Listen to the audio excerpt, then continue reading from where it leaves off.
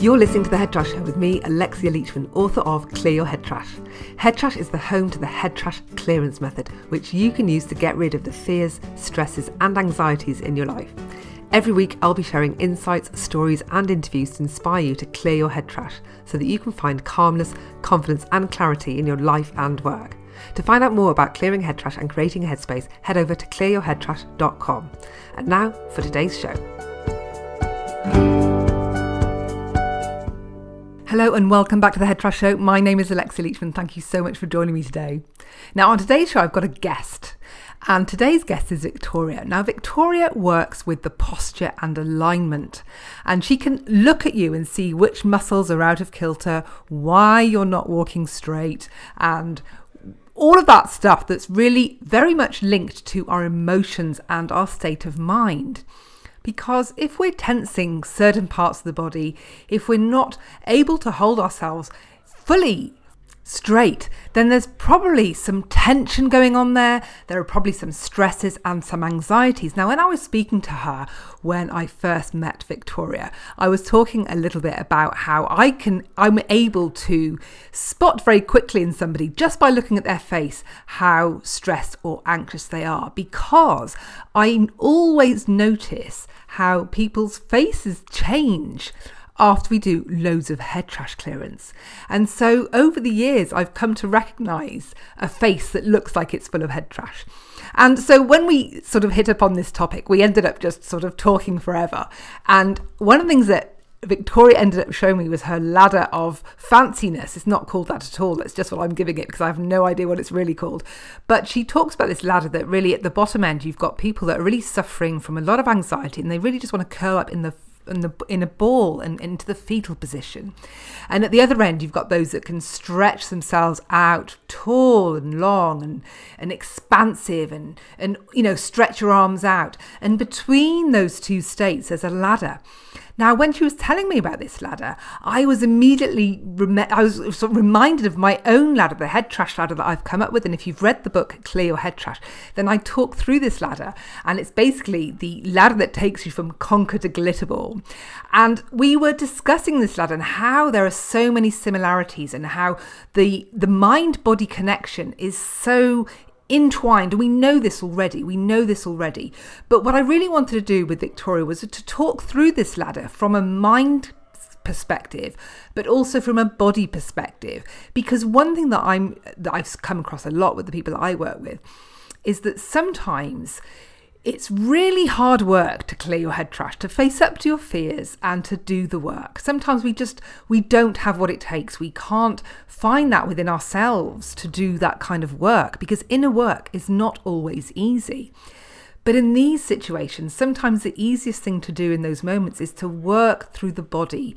Get your body moving again and start changing how you feel physically, because this can then bring about changes in your mind and your emotions. And this is why the mind-body connection is so interesting. And so that's what we're going to do today during our conversation, is really kind of look at how the mind and body are aligned with this sort of ladder that goes from this sort of a place where you don't feel resourceful, where you are full of anxiety, out to the top end where you do feel expansive and connected and on fire and in flow, and how each of the steps on this ladder, each of the rungs on this ladder are, what you can tell about what you're going through. Maybe you can identify which part of the ladder you're on through the conversation that you're going to hear today, because we explore these various rungs on the ladder that I've identified as part of my own ladder, the head trash ladder that you can read in the book. And so this ladder is made up of the conkers, then the washing balls, then the bouncy balls, then the snooker balls, and finishing off with the glitter balls. There's 5 key rungs on the head trash ladder. So we're going to talk through those 5 rungs on the ladder today and explore what that means from a mind and body connection perspective. It's a really interesting conversation. So I really do hope that you'll stick around for my chat with Victoria. Now, a word of warning, she does talk about her experience of suicide in her family. So if that is a situation that you're dealing with or that's close to you, then I just want to let you know that does come up in the conversation towards the end of our conversation. Okay, so Now I'd like to hand over to the time that I spoke to Victoria all about the mind-body connection. Hello and welcome to the podcast, Victoria. How are you doing? Yeah, I'm good. Thank you for having me. Now, before we kick off, would you mind just exploring, no, not exploring, just telling us a little bit more about what you do, Victoria, and how you came to do what you do? Okay, well, over the years, I have gained all kinds of skills. My degree is in clinical massage because I'm fascinated by the body, and clinical massage is more about listening touch rather than manipulating the body to try and force it to do things. But I actually came into the world of health and nutrition. Sorry, my dog is just wanting to be part of this podcast. It's blue. The dog is blue, yeah, isn't it? The dog is blue. A beautiful white Bichon called Blue. So my history, just very quickly, is that in my late teens, I was chronically ill. I was misdiagnosed for years. I had celiac disease, and they would just they being the doctors would just diagnose all my symptoms. So whether it was terrible anemia, which they'd say was periods, or whether it was chronic anxiety and depression, which they just looked at my family background, or if it was chronic insomnia, all kinds of symptoms that I had at a very young age. And then in the end, it became clear that actually I had a total physical breakdown. They got a camera inside my belly and discovered I had this thing called celiac. So that was my initiation into the world of health and well-being, and also understanding the real connection between the mind and the body. So even though celiac is seen as a digestive illness, actually for me it was far more the mental, psychological area that really got me. And before they diagnosed me, I was even put on Valium and antidepressants, and that knocked me into a nervous breakdown. So again, I learned very, very early about how what's going on in our body and our body system affects our nervous system and affects all of our physical health. You know, when you're malnourished at that age, it's affecting your education, it's affecting your social engagement. It was quite a nightmare, but in a way, it was the initiation for me to learn. To learn what people's bodies go through, both in terms of the physical impact, but also the mental, emotional connection.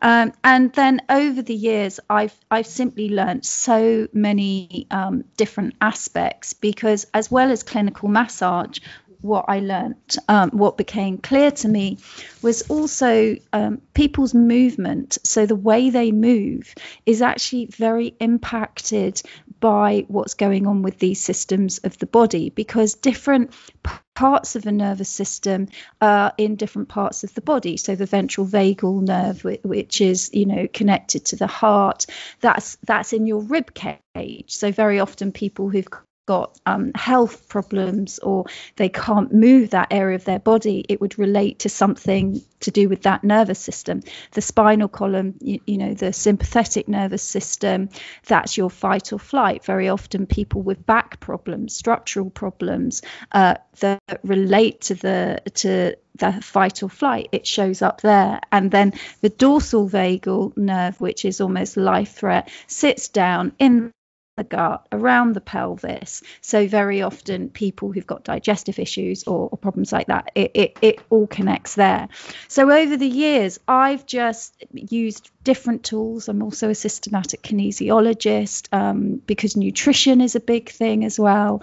And I suppose over the past 23 years, I've just learned different things, because after doing thousands of sessions probably with clients, it becomes very clear that you need to be able to look not just at the alignment, assessing the structure of the bones and the posture of what someone presents, but you also need to know what's going on with their nervous system and their nourishment before you can really get them back on track. So I hope that gives you gives you an idea. Yes, very interesting. And I know that we, when we spoke before, I got very, very excited because you started showing to me this ladder of and I can't remember the name of this ladder now, but and I'm going to sort of talk a little bit about the head trash ladder as well, which if you've read the book, for the listeners here, if you've read the book Clear Your Head Trash, you'll hear me talk. I explain the continuum that you go through as you clear your head trash, and at the sort of bottom, not the bottom end, but at one end you've got those the chestnut, the conkers, lots of prickly outsides, and they're lots of head trash, and they're very prickly to handle. They hurt people without realizing. They're protecting a very hard center where they've had a lot of pain, and they're trying to keep that isolated and locked away. And then the more that you clear your head trash, you evolve and you shed some of your prickly nature and you become a washing ball. And then as you shed, you continue your head trash journey. I mean, as a washing ball, things are still quite chaotic for you, and you find yourself repeating the same patterns and going round and round in circles, very much like a washing ball. But if you continue clearing head trash, then you become a bouncy ball. So you're a lot more fun to be with, a lot more colourful, a lot more energetic. People want to be with you, but very unpredictable still. You're very up and down emotionally. One minute you could be on a high, really having a great time and really loving life, and the next minute you could be being triggered by something that you really haven't resolved yet and healed in yourself. So the head trash work needs to continue, and as you continue on this journey, you become more grounded, you become more solid, you have more direction. And this is the snooker ball. This is somebody that's a lot more easier to be with. They've got clear direction. People want to approach the snooker ball because they look like they've got life sorted. They've got direction. They're going in a certain path. And when you hold a snooker ball, it just feels really smooth and great to the touch and feels like it's got a good weight and solidity about it. But as you continue your head trash journey, because as a snooker ball, you get all these people coming at you because they think you've got it sorted. They want your advice. They want your help. These are the cues that are coming in, poking you. Every now and then you find yourself sucked into a deep pocket of stuff. This is your self-sabotage kicking in, the patterns that you still haven't resolved, where you still get caught unawares. So you're still not fully out of the woods as a snooker ball either, even though you're in a much better place. And finally, the final stage of this head trash clearance journey is the glitter ball, where you are almost looking like the source of light for everybody around you. But actually what makes you so brilliant is your ability to reflect other people's light back at them. And that's why people love to be with you, because you are able to just bring out the best in those around you. So that is just a very quick snapshot of the head trash ladder. But when I was describing this to you on a call we had recently, Victoria, you were like, oh, and you started showing me your ladder. And so you've got a ladder that really looks at things from a physical perspective, from the body perspective. And we got very excited, or at least I did, because they were very much aligned, these two ladders. We could start drawing some parallels between the two. So now I've kind of talked through very quickly, of course, the head trash ladder. Let's sort of go across to the ladder that you were talking about and talk about how we can start drawing some parallels and what we can learn from what the body's doing and maybe what the mind is doing and what that can suggest to us in terms of how we can start that healing journey. Because sometimes we don't have the strength, the emotional strength, to start this work from the mind or from the emotions. And sometimes it's easier to do this work starting from the body. But similarly, sometimes the mind work helps the body as well if we go with the mind first. So I think it's useful to have a perspective that includes both mind and body, because that can really help us on both fronts.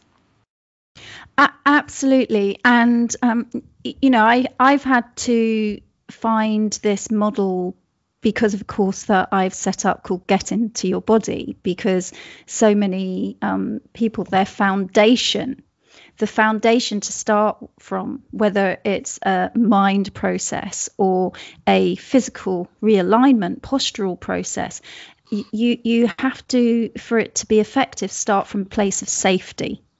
So nothing will shift and change if the brain and the nervous system doesn't feel safe. This is what I've learned, whether it's physical or mental. There has to be an element of safety for anything new to integrate in the body. The body almost needs to be in that rest and digest process to take in either new experiences or new ideas. Now, the ladder I was talking about, I absolutely just have to declare it's not my ladder. It's actually from a lady called Deb Dana, who's the author of the polyvagal theory. And she uses this in therapy. And I haven't studied with her, but her model works perfectly to direct people to, so they can understand what's going on and I can take a part of it. And her theory being that, these different parts of our nervous system. So the balls that you're talking about,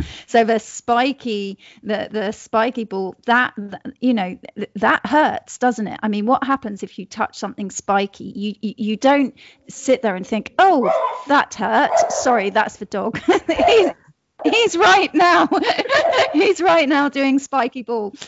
You draw your hand away before you even think about it, don't you? It's a reaction. It's not a process where you think, like if you put your hand on a cooker and it was hot, you don't think, oh, that's hot, I'll take my hand away. Your body just does it. So it's the subconscious, the unconscious, it's the animal brain reacting, just as my dog reacts, when he thinks there's a threat. And so I see that in the body. My job, especially if people are in physical pain, is to get them back into their body. And that spiky ball, what's really going on is it's immobilizing. It's stopping you get to the core, isn't it? The glitter ball is miles away. And life threat is a huge thing. It's dissociation. We very often don't even know it exists. We've all got blind spots in terms of how we react to people rather than respond, or how we react to different things.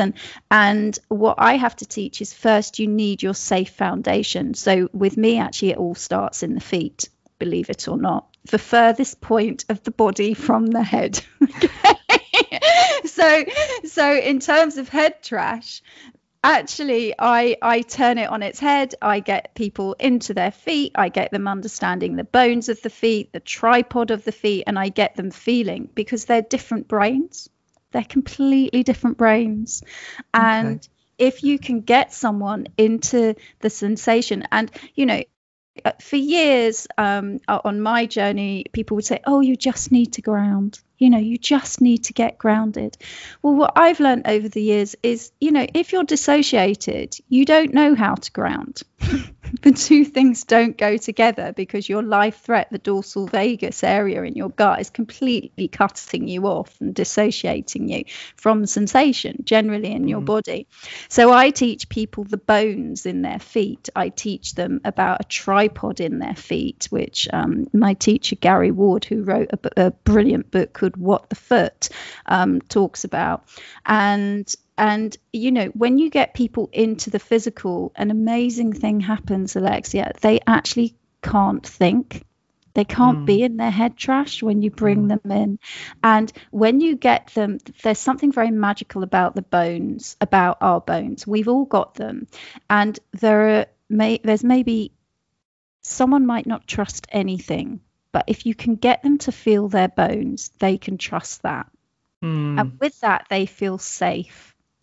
And with that very small little glimpse of connecting with something that's true and real and concrete within themselves, that for me is the foundation and the beginning of everything else. And that is where the bottom of the ladder, you start to be able to climb up. You just start. So it's nothing external.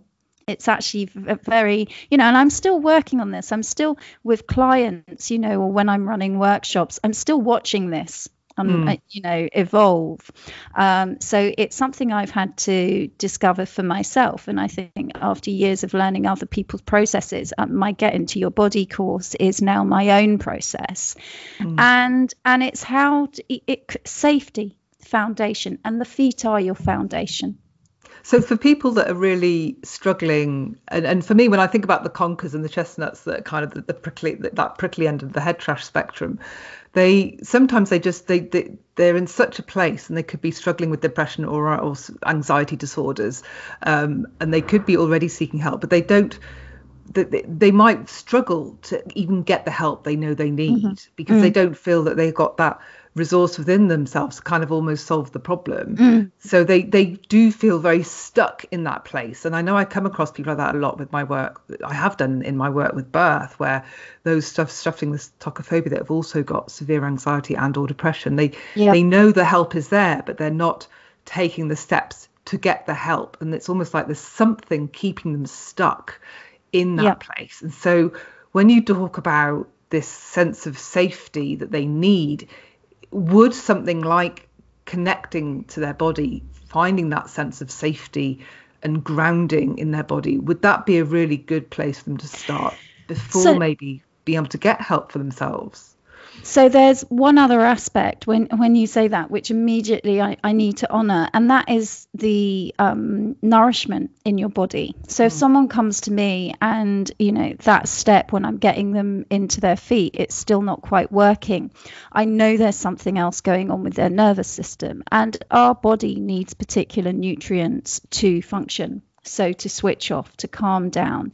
So something like magnesium would be, I'd be tracking them. If it was that serious, I would be doing a nutritional intake. And also what's very interesting is they've probably got pain showing up in their body as well, because different nutrient deficiencies are usually an indication of a weakness in certain muscle groups. This is where it's quite complex. But I would want to look at their absorption. So what's going on with their digestive tract, because if they've been living from dorsal vagus shut down, their digestion has shut down, which means they are then not able to absorb the nutrients they need to absorb to nourish their nervous system, to be able to let the nervous system switch off, as in calm down. So this is where what I do, different people, you need to be willing to look at if it was a merry-go-round, it's like, okay, where do we need to get on? Where with you do we need to get on? And, as a systematic kinesiologist, I know how to look for this. I'm not a trained nutritionist, but I just know after years. So I would also, if someone was struggling that much, I would want to know that we've done a nutritional intake and we just get some basic supplements into their body as well. Because no matter who you're working with or what you're doing, you can only get the body to respond based on the nourishment it's got. So whether it's a physical muscle which you're trying to release and repair, or whether it is our thinking muscle or our digestive muscles, the body can only respond based on the nourishment it has, and that is a vicious cycle.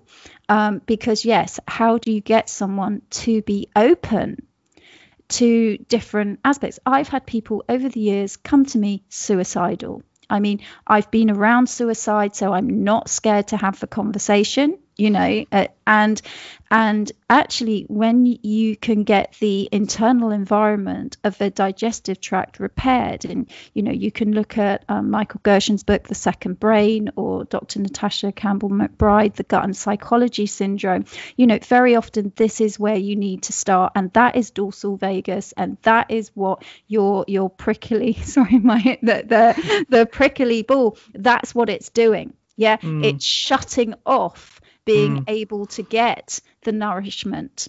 Okay, and the support. So that's all part of the prickly ball. So if you know someone is in that state, you also know you need to try and switch that back on a bit. And this is the kind of what comes first, because sometimes to help switch that back on, you need to get them back into their feet. Or actually, I have something called the 10-minute fix, which is a free gift people can get hold of online. And the 10-minute fix literally gets them down on the floor, feeling supported, getting into their body, because for some people even standing on their own 2 feet initially is too much, so it's getting people into rest and digest, and then sometimes that's step one, not even on the feet, on the floor, back.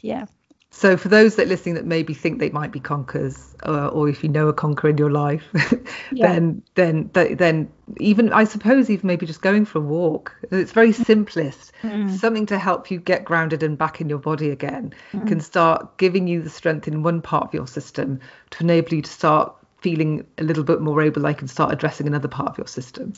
Absolutely. And, I can't stress enough. I mean, before I was diagnosed with celiac, my mental health was a nightmare. And it wasn't to do with needing to think positively. It wasn't to do with anything that my logical brain might have been capable of doing. It was to do with the chemicals in my gut that were going to my brain.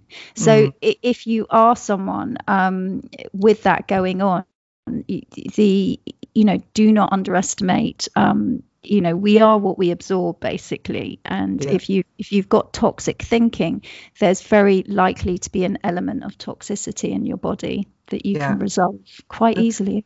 Yeah. So should we move on to the next rung in the ladder then, which in my world, in the head trash world, is the washing balls. So the prickles are slightly less prickly. They're still there. You can tell there were prickles and they're kind of reduced. They're not as kind of prickly to the touch. But there's this repetitive pattern. There's still some sabotage, lots of negative patterns being repeated because they're sort of in that place where it all still feels a little bit chaotic. But at least they're moving, which is probably what they weren't doing in their crunkered state, stuck on the floor, feeling trodden on. So at least there's movement and things are going in some kind of direction, even if it is slightly repetitive. So in your world, what is going on here? And I'm particularly interested as well in terms of what could they be noticing physiologically, maybe conditions that are showing up for them that may be a reflection to maybe hint at maybe what's going on for them psychologically or emotionally. What can you bring to this? So we're basically here, we're talking about fight or flight. So whereas we were just talking about life threat, which is dorsal vagus, fight or flight is you're going to take action. So it's funny, as you were saying that, I was getting the image of a screaming, tantruming child. Yeah. It's like having, arms, legs going everywhere, really having that real tantrum, not at peace, but definitely not scared to, make their feelings known. So this is the sympathetic nervous system, and this is what's going on. It's located in your spine, and it's designed to get you away from danger or to stand your ground and fight it out. And this is where it will affect your digestion, in as much as while you're in it, your adrenals are gonna kick off. Okay, and so that's designed so that all the energy goes to your extremities, to your arms, to your legs, so that as we've evolved, we would have had the energy to run away or to fight. So all of that energy is in your arms and legs, and you're mobilized, whereas before we were immobilized. We're now mobilized. And so this is something where your adrenaline, again, can have a big impact. So if you're exhausted all the time, it's very likely that you're living a lot from fight or flight.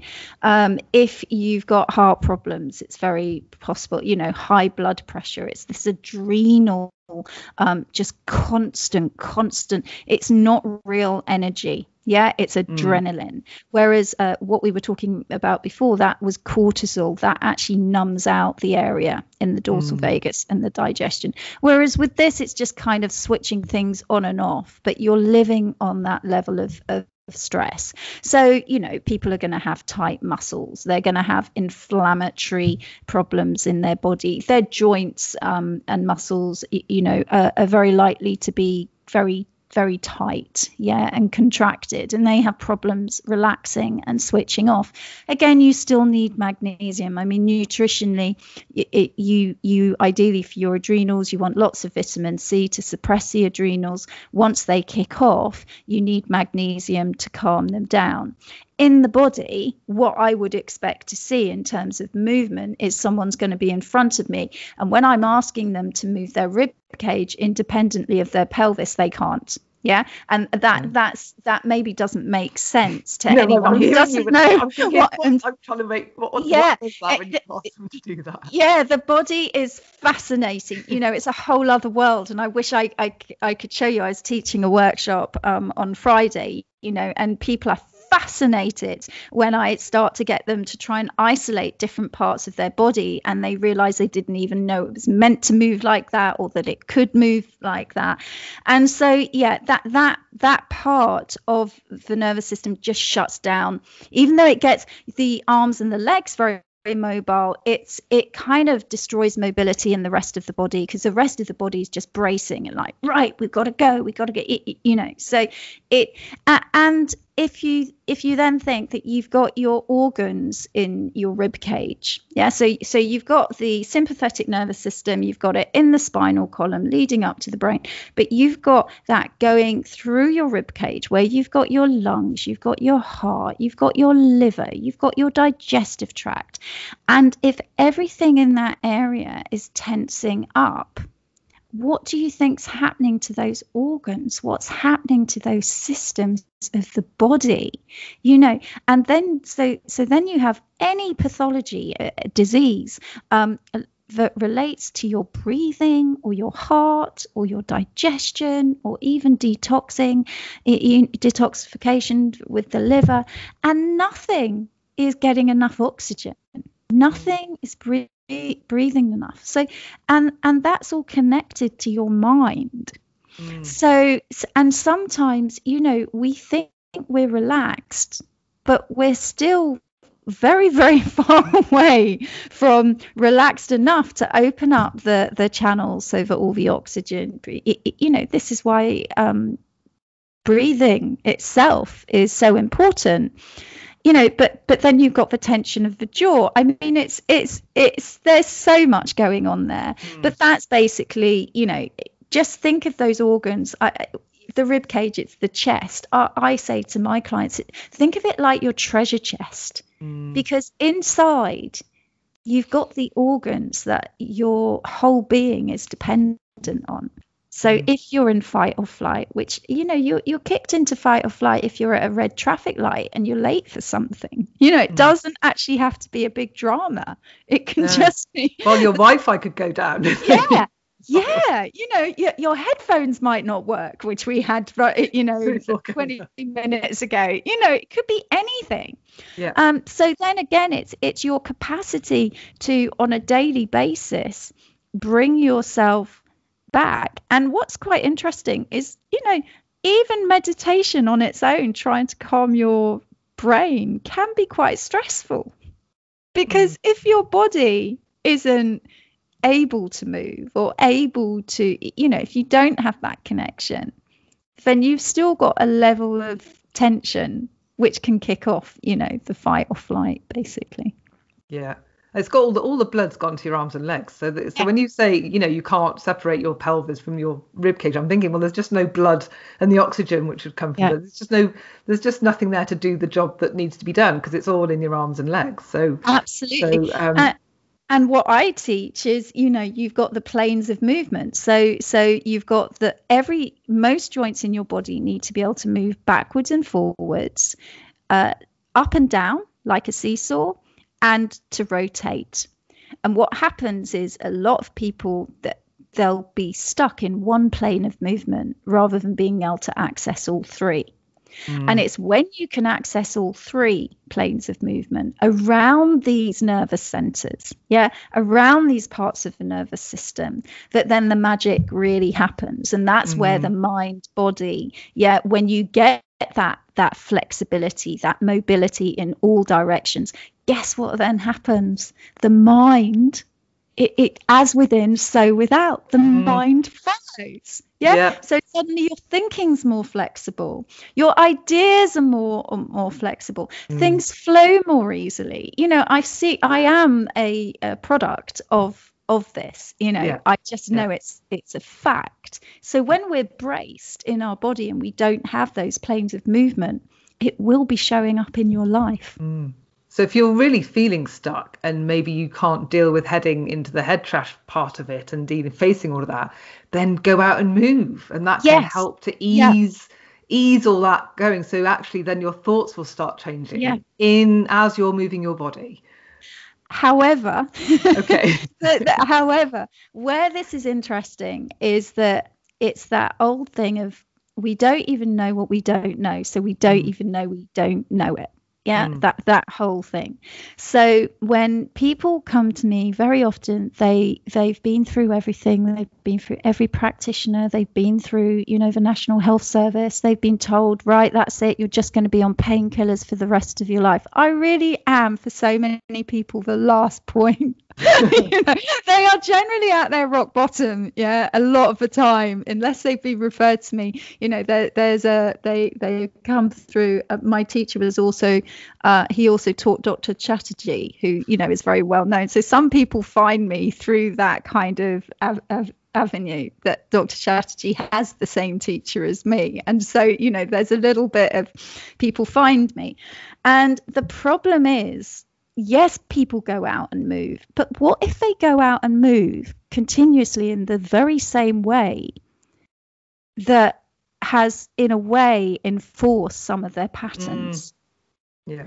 So my job is to teach them, or to show them, to facilitate where they're not moving, and to give them a foundation, again starting from the feet, because it's all anchoring from the feet, so that they start to understand where maybe they're moving far too much in one pattern, but their body has completely forgotten. It's not even that their body can't do it, it's that their body's forgotten it's even possible to do it.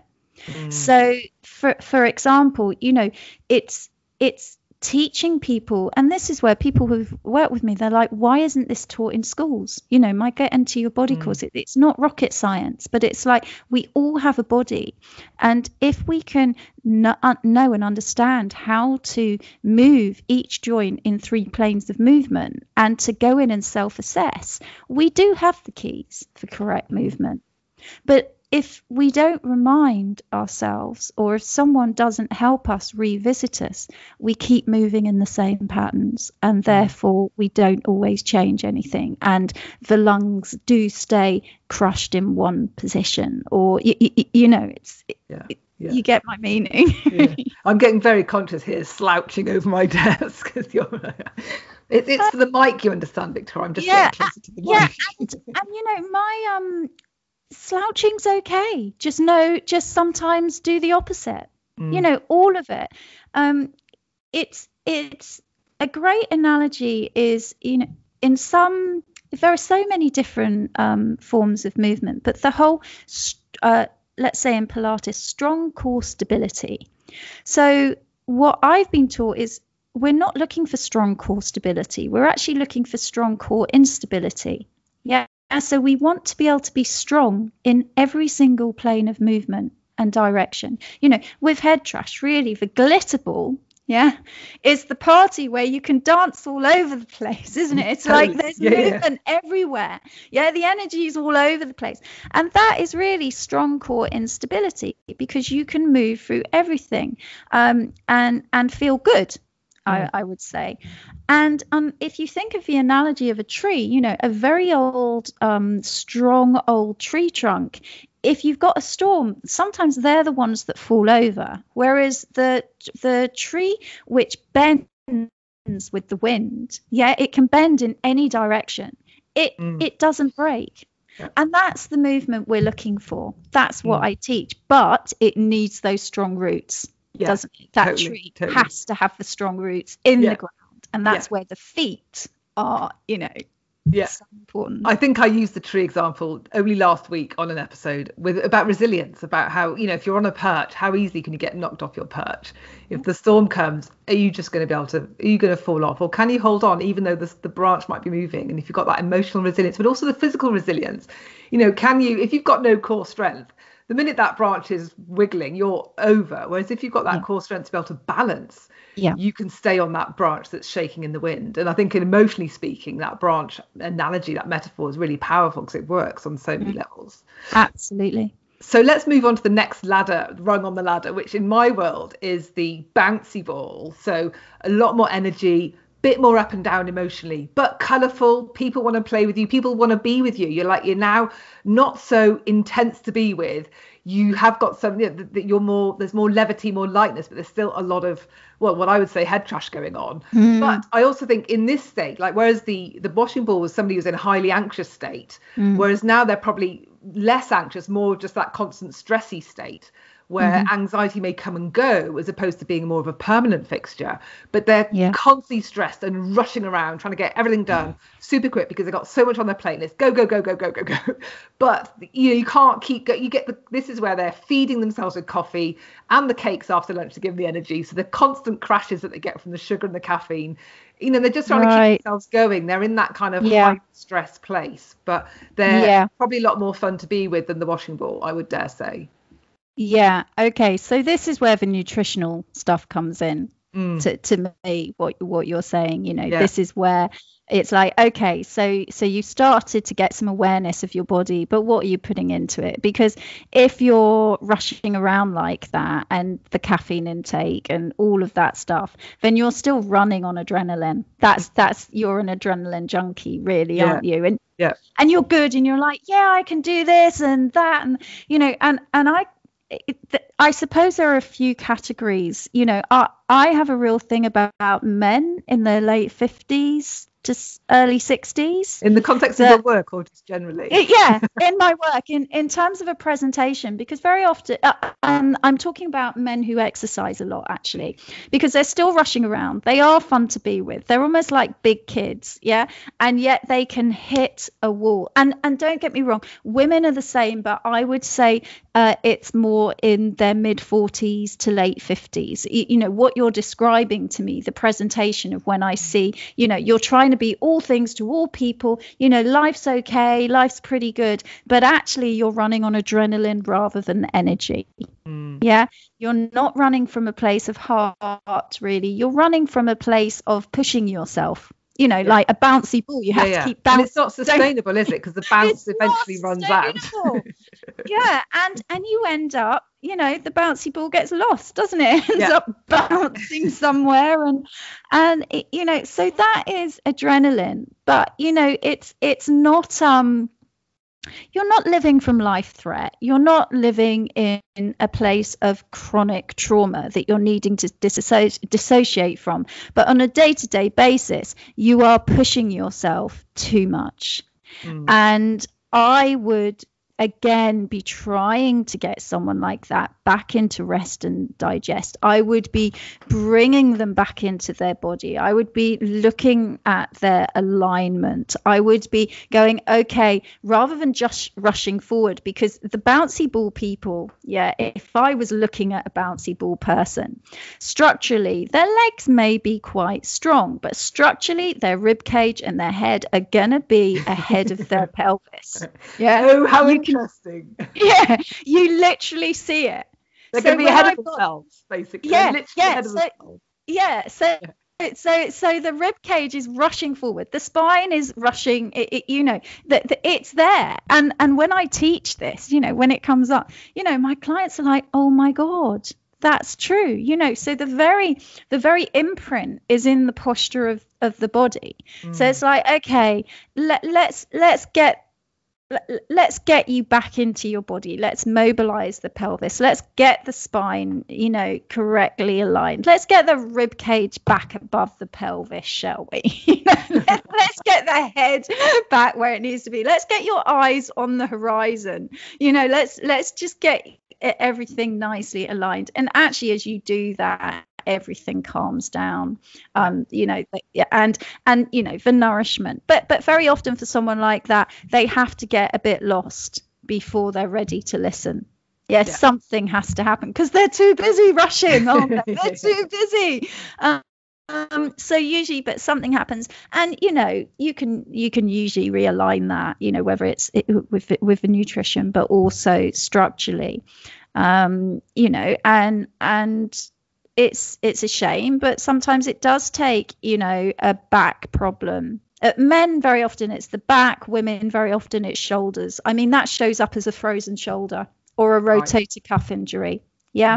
I'd say men, it's very often, if I think about what I've seen, it's very often lower back problems, digestive problems. It's kind of like, I don't need supplements.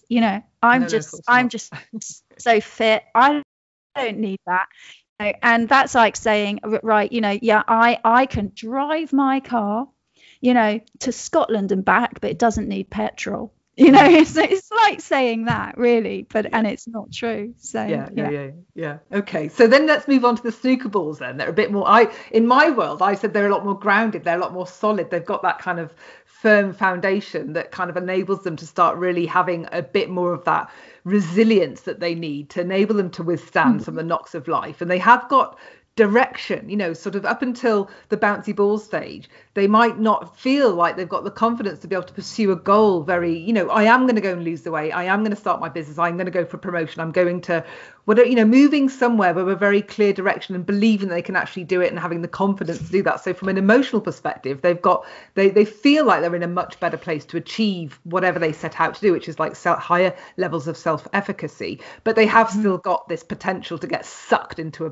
pocket of darkness where they still haven't resolved all of the things. There could still be some unresolved trauma that rears its ugly head completely, and that they didn't realize they had. So but they are in a much better place at this point. So from your perspective, what's going on your ladder with people like this?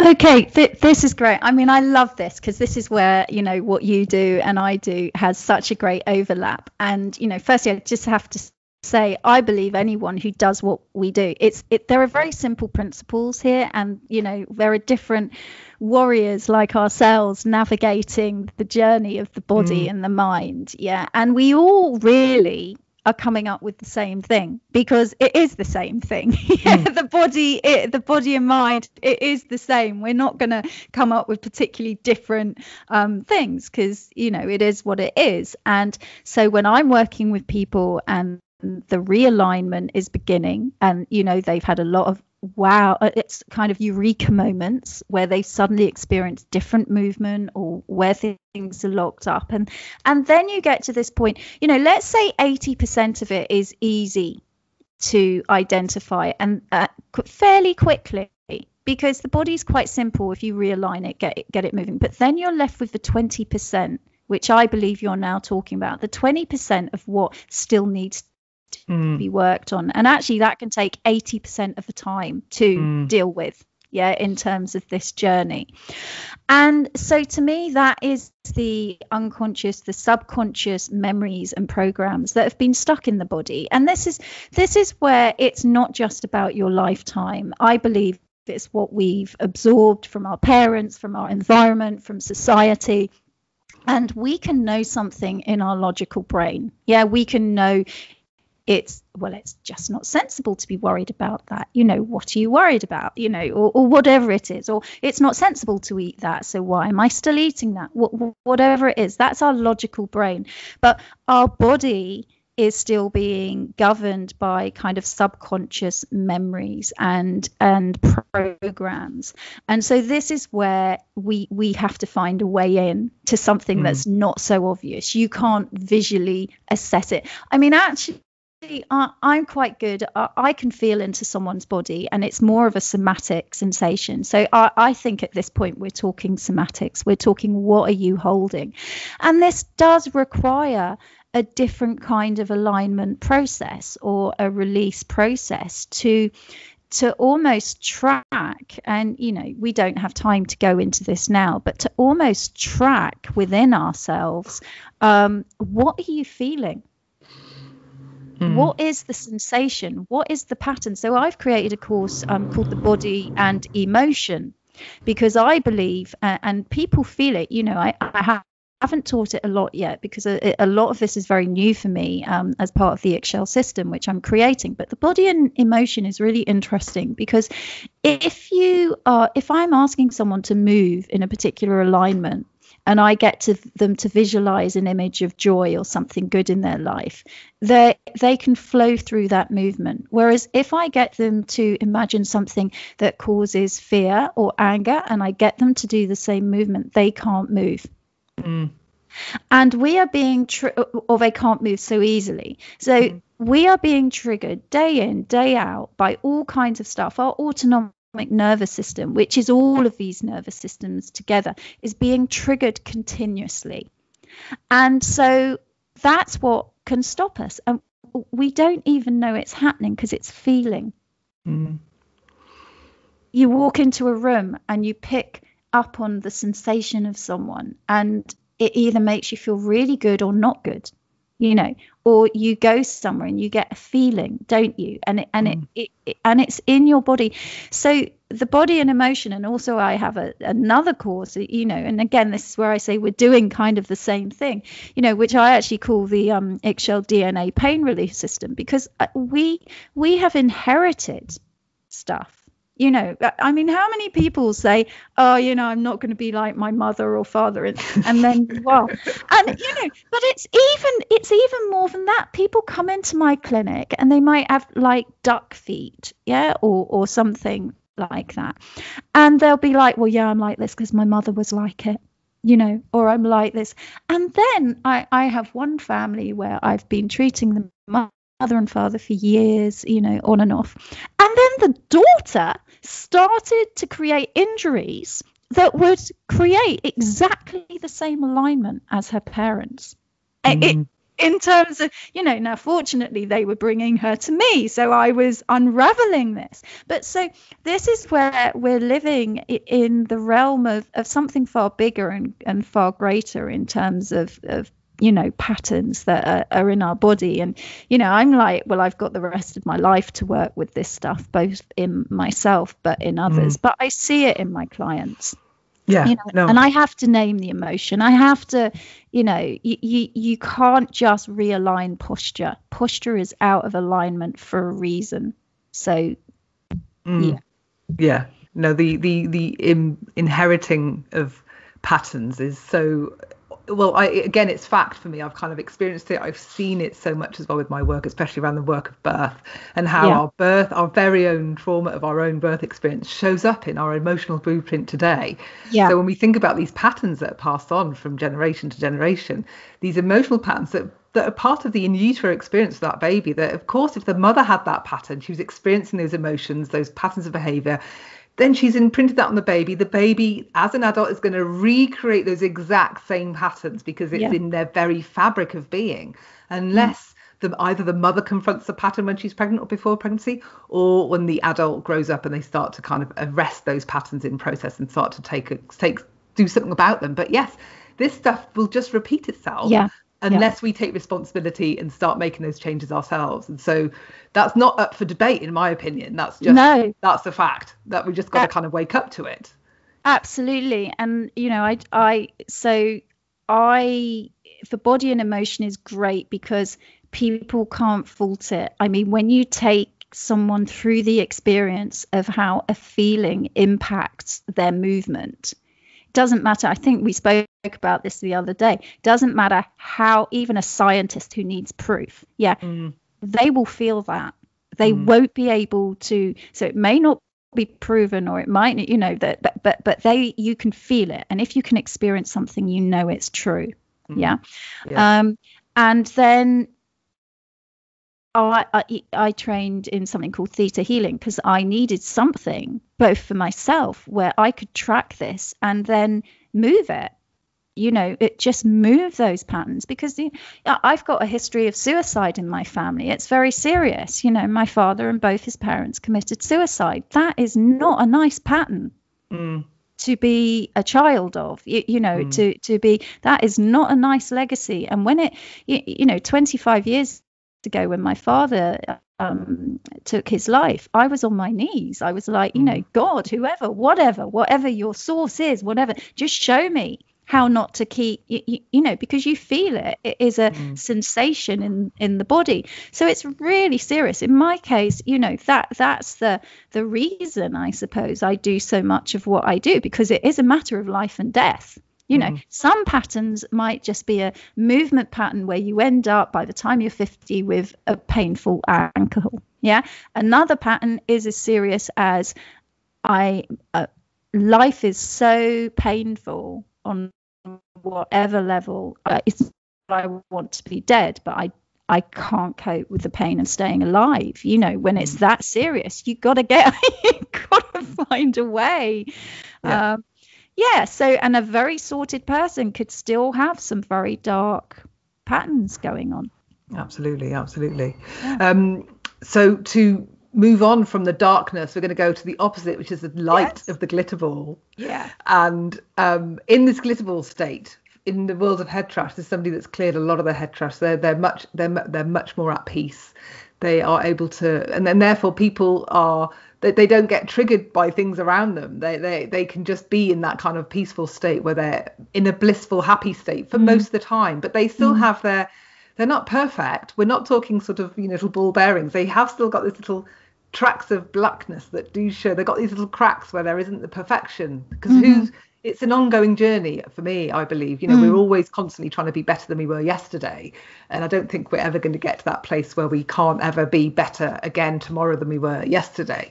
And so for me, the glitter ball really still has got some way to go, but they've really kind of assimilated a lot of the things that really would have been sapping their emotional energy, getting in the way of them being happy and at peace and have a great night's sleep. So these are people in your world. They can move, they can dance, they're on the dance floor, they've got that flexibility, they can jump high, they can move around, they've got that resilience, that movement resilience, that emotional resilience. Other people feel good around them. They could be the life and soul of the party. People want to follow them, follow what they're saying, be inspired by them. And it is a bit like a life party.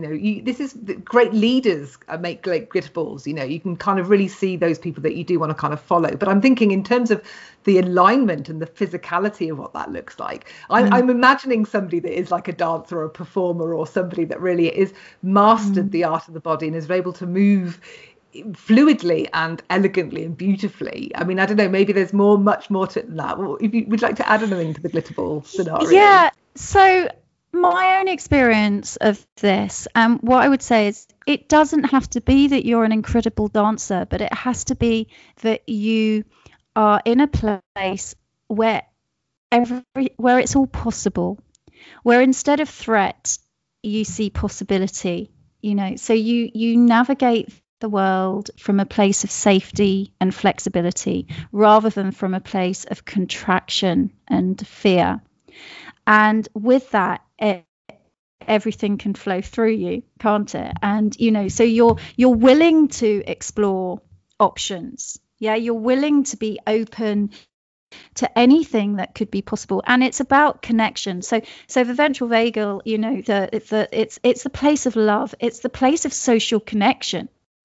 So rather than being shut down, you're open, and that's why people are coming to you, because you're connected from from that place of social engagement. But you've also got good boundaries. So as well as being flexible and being able to move all over the place, you also know your limits. You don't fall over, because you're staying completely connected and grounded. You don't kind of lose your head, because your roots are as deep as your head grows high, if you know what I'm saying.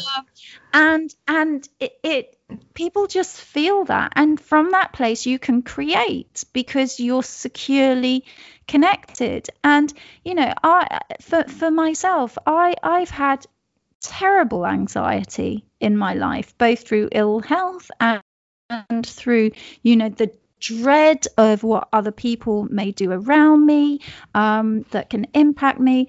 And I've recently gone through 4 years of a very difficult divorce, and a lot of that codependent marriage for 20 years was because I couldn't see options on my own, or I didn't see how I could create things. And actually, as I started to realign, as I started to connect in my body, all those external patterns just kind of fell away. They fell away.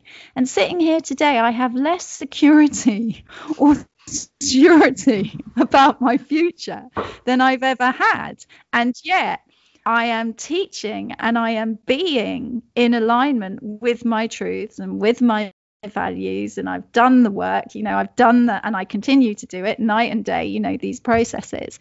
And that is the glitter ball. The glitter ball, I suppose, and I'm not saying I'm always a glitter ball. The thing about these ladders is we move up and down them, but the joy is we know there's a ladder, and we know how to move up and down the ladder. So I think it's the glitter ball is creative, it's connected, it's about possibility rather than threat, and but you're also connected inside. inside, you know what you need to do. Yeah. You just know. Yeah, you've got an inner knowing. Yeah. You Which just is, know. yeah, it's unshakable, that inner knowing. And yeah, interesting that you don't need all those external props. Maybe you just talked about how you're probably more insecure than you've ever been, and yet you're in this state of creativity and expansion and happiness, and you realize that those things that you thought made you secure don't really make you secure, and actually you're okay in this state of uncertainty and insecurity. And isn't that freedom, really? Yeah. I mean, because we met, didn't we? Because you put something out about, feeling vulnerable when you're founding a business. And I was like, yeah, I suppose I'm feeling a little bit vulnerable. That might be interesting. But, it wasn't coming from a place of, oh, my God, I'm so scared. You're coming from a place more of playfulness, aren't you? Yeah. And then you attract and, and you don't always have to be that. No, you don't always have to be a glitter ball. No. And actually it's really important to give yourself time to visit the different areas, because there's another system which I find really interesting called internal family systems, and we are beings of many parts. We have met very many different voices and parts of ourselves, but maybe the glitter ball is where they can all come together and have a little bit of a party. All the different parts of ourselves can come together. Yeah, and all the different voices that we have. Yeah, absolutely. Rather than, oh, I mustn't think that, or I mustn't be that, or I mustn't, and that's shut down, or I need to have a drink or do something to get away from that voice, which is the fight or flight, isn't it? Or it's being able to connect with all of those parts. And give them a voice and give them a moment. We are all always going to experience grief. I mean, this week I've got a bit of a focus on grief. Yesterday was Father's Day. My father killed himself. Do you ever fully not have that part of you that is going to experience loss and grief? That's not glitterball. No. And yet that is a part. It's not all at all of who and how I am. But for my glitter ball to be okay, I also need to be able to give space and time, rather than dissociate or shut down or run away.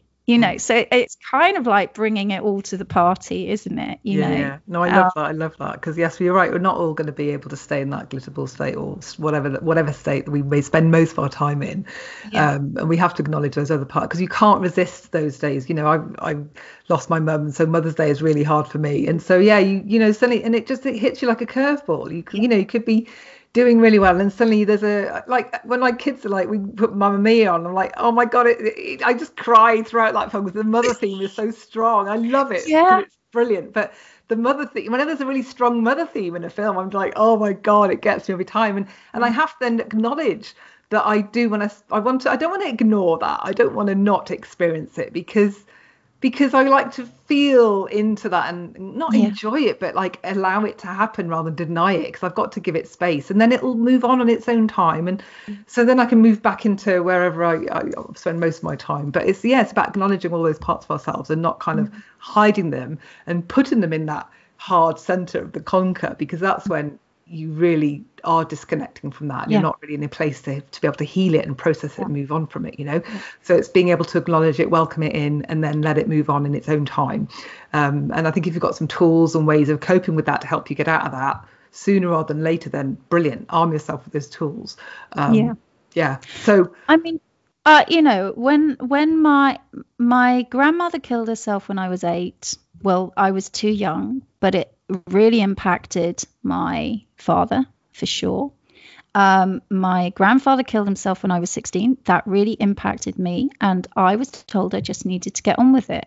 No therapy, no nothing, just straight back to school, And then my dad did it when he was 25, and that time I used drugs. I mean, I was an addict for 20 years. I did anything I could to not feel, because I was told you just have to get over it.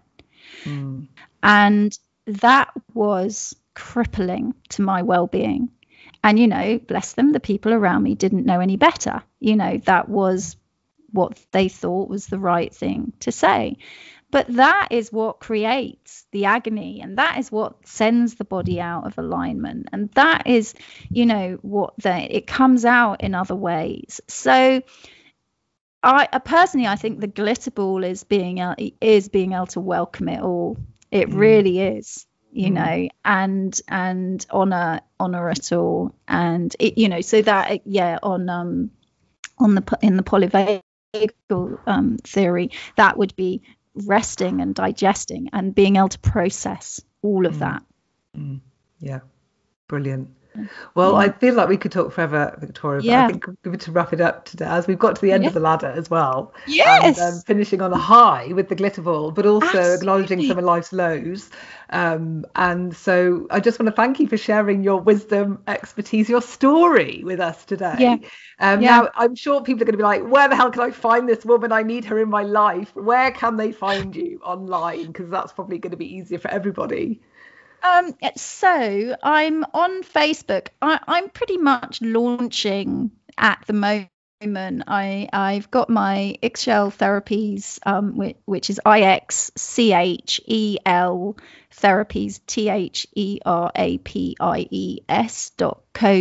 THERAPIES.co.uk. So that's my website. I also, as you know, I've got teeny weeny baby podcast called The Positive Power of Pain, because I believe actually pain has an incredibly positive power. You know, it has a voice which tells us where we need to pay attention to avoid trauma, to avoid things going seriously wrong for us. So the Positive Power of Pain podcast is there if anyone wants to go listen, and please support it because it's just starting. You know, please do, and just also on pain. Out of all the podcast episodes that I've put out on the Head Trash Show, and I know I've been a stop-start with this show, but I did a podcast recently called The Psychology of Pain with Dr. Gary Keel, and that's got to be one of the most listened to podcast episodes I've had on this show, which just goes to show that people are very, very interested in pain and the psychology. And I'm sure what you're going to talk about in your podcast is really going to expand on that episode that I've already had in terms of the psychology of pain. So I think, and I too think that pain is it's a great signal to the body that helps us, that guides us, and a lot of people fear it unnecessarily. So Positive Power of Pain, is that in all the usual podcasting places? Yes, it's on iTunes, it's on Spotify, it's on a few others. As I say, I'm so new to this, but and just to say, it really is about looking at the continuum of pain, you know, the voice of pain 1 to 10, what level is your pain on, and what's it telling you. So it's out there. And so please do come and check it out. It really is a baby at the moment. But I think you might come on and we'll do a podcast on there as well. Might we? And have a chit chat. Absolutely. Thank you. Victoria. Well, thank you so much for coming on today. And and if you've been listening to the show, then if you've got any questions, then you can find us both on LinkedIn and on Facebook as well. So I've got the Clear Your Head Trash Facebook group where we can pick up a lot of the conversations, certainly around the Head Trash ladder from Conquer to Glitterball. Then you can come and find out more about the Conquer to Glitterball ladder as well in the Facebook group. I'll be holding some chit chats in there. Thank you, Victoria, for joining me today on the show. It's been brilliant. Thank you. Well, I hope you enjoyed listening to that conversation between myself and Victoria. I think it was so fascinating, don't you, about how the ladder of head trash connects so beautifully with the ladder that Victoria refers to as part of her work with the body and the movement of the body. Now, if you're interested in finding out more about the ladder, I will be talking about this a little bit more. But just to share with you some little bit of, if you're interested in knowing where you are on the ladder, but also how can you really shift up from, the different rungs and going from one, if you were a conquer at the moment and you really want to make it to sort of bouncy ball status, for example, then what does that involve exactly? And how long does that take if you want to move up a rung on the ladder? So just to give you a little bit of an insight, I mean, typically when I work with people, we can, if you work for 3 months really diligently clearing your head trash, then 3 months is more than enough to move maybe 1 or potentially 2 rungs up the ladder. It depends on where you're starting and how much effort and time and guidance as well that you're enjoying as part of that process. Because sometimes if you're going through this clearance process on your own, you might not necessarily know which way to go, what to clear to get the best bang for your buck, to have the most impact with the clearance work you're doing. Whereas if you're working with a head trash coach, for example, then they can guide you along that journey and make sure that you're working in a very efficient, streamlined manner so you can get there quicker. So if you want to find out more about the head trash ladder and how you can move up a couple of rungs up the ladder, then do get in touch with us at clearyourheadtrash.com. There's going to be more that we're going to bring out over the next few weeks around all of this. And if you really want to help your colleagues in the workplace move a couple of rungs up the ladder, then we're also doing this as part of our workplace wellness programs. So, but until I bring more stuff out, that's all I'm going to say on the subject today. So I hope that you found this conversation today interesting and useful, and it's going to help you to move forward in letting go of some of your head trash. Until next time, bye for now. Thanks for tuning in. You've just been listening to me, Alexia Leachman, here on The Head Trash Show. If you enjoyed the show or the book, Clear Your Head Trash, I'd really appreciate you leaving a review on iTunes or Amazon. Stay tuned for upcoming episodes for more insights, interviews and inspiration for clearing your head trash and reclaiming your headspace. Until next time, bye for now.